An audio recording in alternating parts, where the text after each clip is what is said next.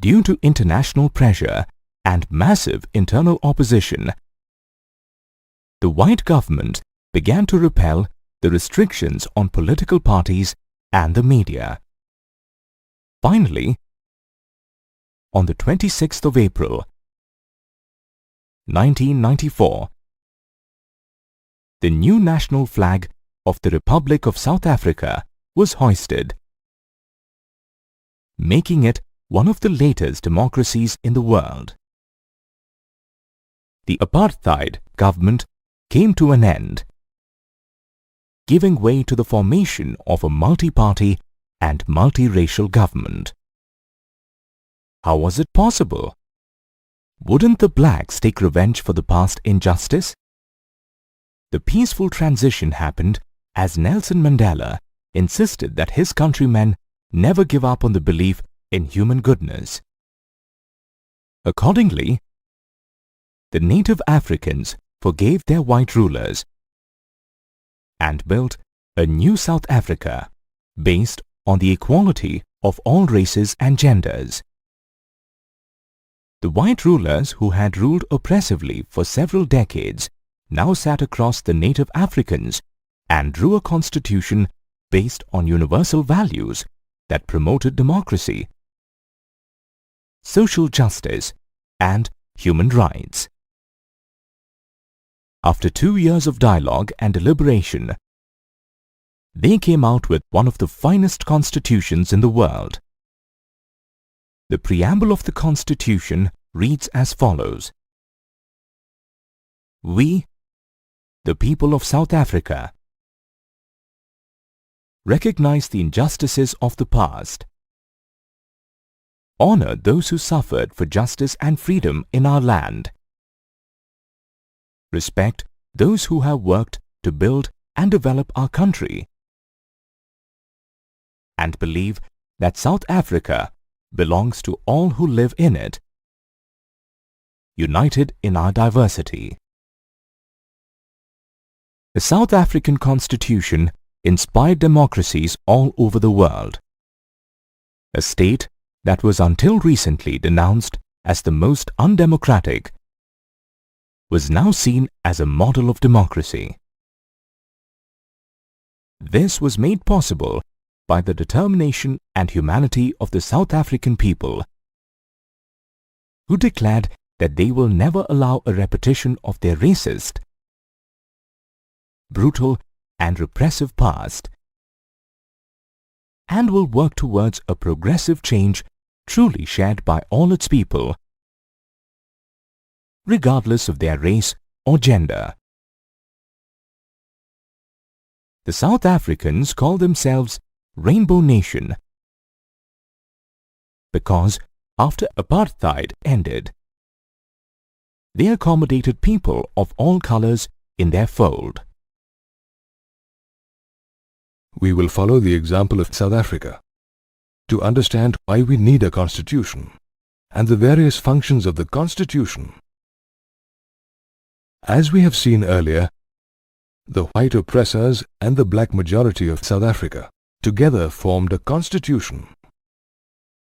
This was not an easy task, as the black majority wanted to safeguard their interests and wanted substantial social and economic rights, whereas the white minority wanted to protect its privileges and property.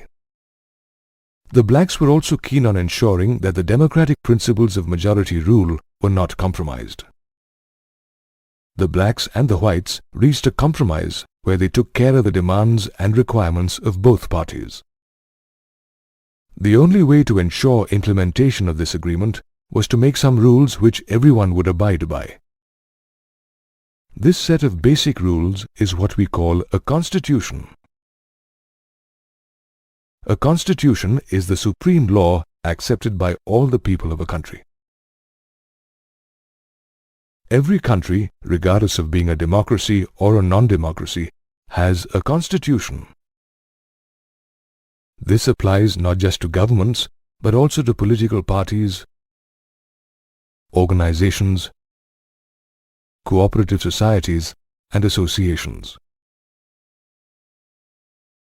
All these bodies need a set of written rules which will be followed by everyone involved.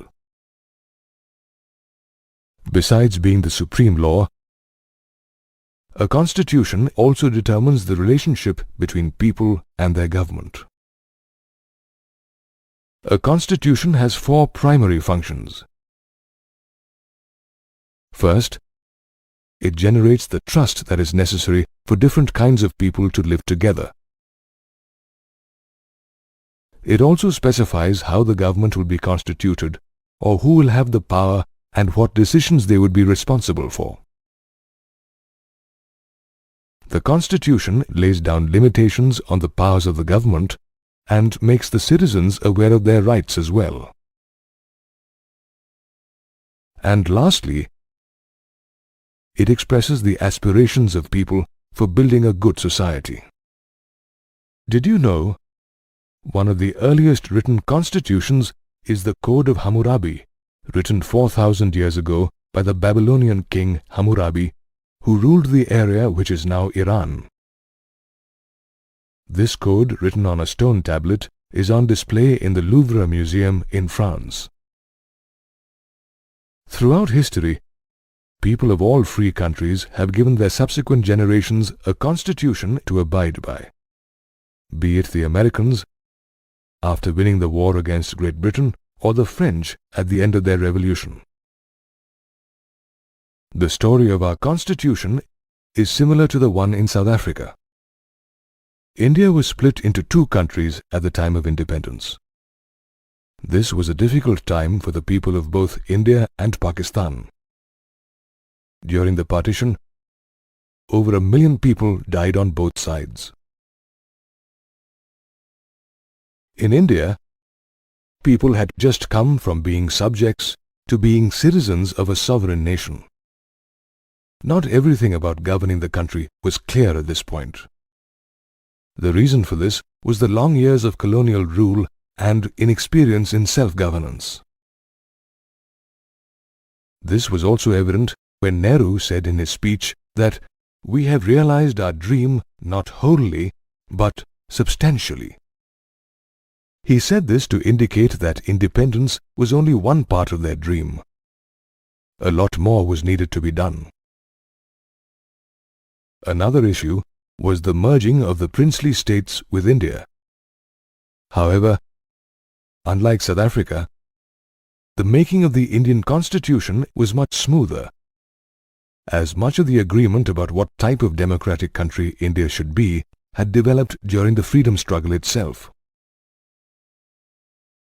The Constitution of India was first drafted by Motilal Nehru and 8 other Congress workers in 1928. This was done again in 1931 at the Karachi session, where the outline of the Indian Constitution was discussed. Both these documents were committed to universal adult franchise, the right to freedom and equality, and safeguarding the rights of the minorities. So, our leaders were very clear about the basic ideas of the Constitution, and the arrangements during colonial rule further helped them familiarize themselves with the same. Mahatma Gandhi was not a part of the Constituent Assembly, but his ideas on eliminating inequality were spelt out in his magazine, The Young Indian, as early as 1931. Dr. Ambedkar was another visionary who led a campaign to eliminate inequality, even though his ideas differed from Mahatma Gandhi on how this should be tackled, although the basic principles were agreed upon. The Constitution of India is a living document that undergoes amendments. Just as any book has a preface, similarly every constitution has a preamble which shows exactly what the Constitution aims at. It is the introductory part of the Constitution. The preamble begins with, "We, the people of India." This signifies that the power is vested in the hands of the people. The preamble to the Indian Constitution lays emphasis on the ideals of sovereignty, socialism, secularism, and a democratic republic. A nation is sovereign when it is free in its internal matters from any foreign interference, and its external policies are guided by its own interests. Socialism emphasizes the equitable distribution of national income to all sections of people. By secular, we mean that all religions have equal respect. Democratic means that people have the right to elect their representatives. And we are a republic, as the head of state is an elected person with no hereditary right. The Constitution envisions social, economic, and political justice for all citizens of the country. It ensures all liberties necessary for the individual, such as the freedom of thought and expression, faith, belief, and of worship. It also strives for equality of opportunity and status and safeguards dignity. And it promotes a sense of fraternity or brotherhood. The unity and integrity of the nation can be seen as the hallmark of the efforts of the government. The Constitution is very important in a democratic form of government. It delimits the scope of activity of various organs of the government. According to the Constitution, the government must work for the people and not misuse its powers. And so its powers are clearly defined in the Constitution. The rights granted to people are given prime importance.